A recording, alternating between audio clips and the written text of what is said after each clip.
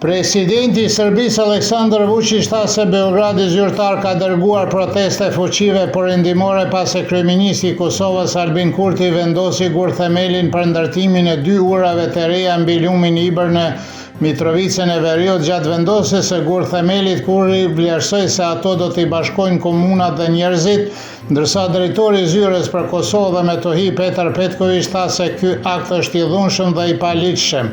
Ai thotë se në këtë mënyrë kërcënohet siguria e serbëve në veri të Krahinës. Petković paralajmëroi se ky është një provokim në prag të zgjedhjeve lokale i cili i ka dënuar edhe nga Bashkia Ndërkombëtare. Para njësi speciale të gjykatës themelore në Prishtinë, prokuroria dhe mbrojtja filluan të prezantonin argumentet e tyre përfundimtare në çështjen kundër Milun Milenkovićit, Dejan Pantićit, Aleksandr Vlaiçit dhe Miomir Vakiçit. Ndërsa prokurori kërkoi që ata të shpallen fajtor, avokati i mbrojtës Predrag Milković kërkoi lirimin nga akuzat, ndërsa vetë Milković i bëri thirrje gjykatës të gjykoj sipas drejtësisë dhe të mos i dënoj ata pa prova. Gjykimi u shtyp për shkak temperaturave të larta në sallën e gjyqit dhe argumentet përfundimtare do të vazhdojnë me 25 korrik. Presidentja e Kosovës Vjosa Osmani sot nisi takimet individuale me krerët e partive politike. Temë diskutimi është situata në Kuvendin e Kosovës pas vendimit të gjykatës kushtetuese. Pas 40 përpjekjeve për të konstituar parlamentin, Osmani do të zhvillojë takime me krerët e partive shqiptare sot, ndërsa nesër do të takohet me krerët e partive jo shumicë. Vendimi i gjykatës kushtetuese nuk solli zgjidhje, por dyshime të reja në krizën institucionale në Kosovë dhe problemi kryesor është se Albin Kurti nuk e ka shumicën dhe opozita nuk dëshiron të formojë një qeveri të re, vlerësoi politikologu Ognjen Gogić për Kosova Online. Për t'ju kujtuar që me 26 qershor gjykata kushtetuese mori një vendim sipas të cilit deputetët kanë maksimumin 30 ditë për të formuar konstituimin e parlamentit. Pyetja kryesore sipas analistëve është se çfarë më pas.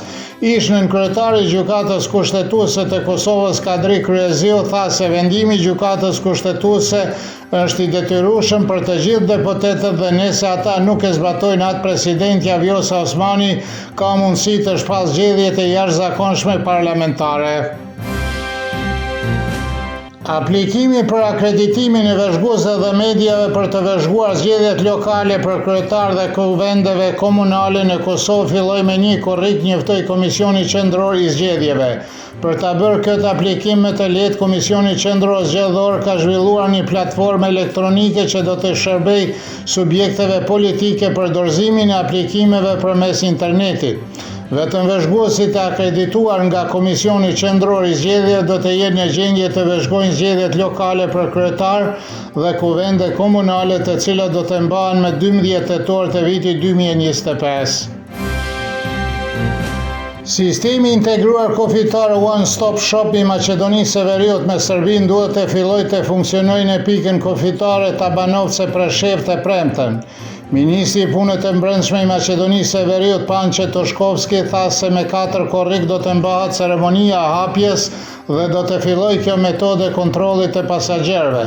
Maqedonia e Veriut ka vendosur këtë sistem të integruar kufitar me Kosovën në 2 pikë kalimet, Bllaz dhe Yazhice. Ministri njoftoi se pritet që modeli të aplikohet edhe me Shqipërinë.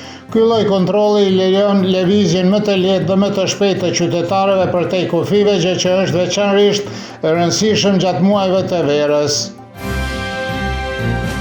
Instituti Hidrometeorologjik i Republikës paralajmëroi se një pjesë e parë të korrikut vala të nxehta pritet të intensifikohen me temperatura maksimale në shumicën e vendeve nga 34 deri në 38 gradë. Në rritjen e temperaturës është paralajmëruar nga nesër, ndërsa të premten me 4 korrik, të dielën me 6 korrik, si dhe në fillim të javës së ardhshëm nga 7 deri në 9 korrik, temperaturat do të jenë rreth 40 gradë. Kushtet meteorologjike për fillim dhe për hapjen e zjarreve në ajër apo janë jashtëzakonisht e pafavorshme për shkak të tokës së tharë dhe zgjatjes së mëtejshëm të periudhës së rreshjeve. Rreziku ekstrem i zjarrit do të thotë se ai mund të shpërthejë nga një shkëndij pa kujdesia njerëzore dhe përhapja e zjarrit në rrethana të tilla në shumë shpejt paralajmërojnë autoritetet.